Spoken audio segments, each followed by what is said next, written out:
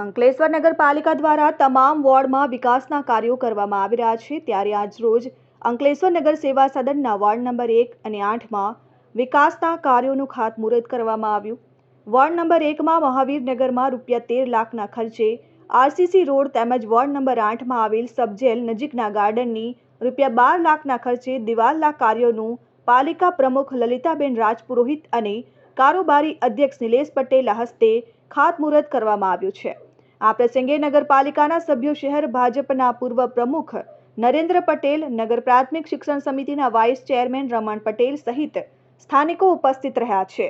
દ્વારા ward number 8માં સબ જેલની પાસે બગીચાની દિવાલનું 12 લાખના ખર્ચે ખાતમુહૂર્ત કરવામાં આવ્યું।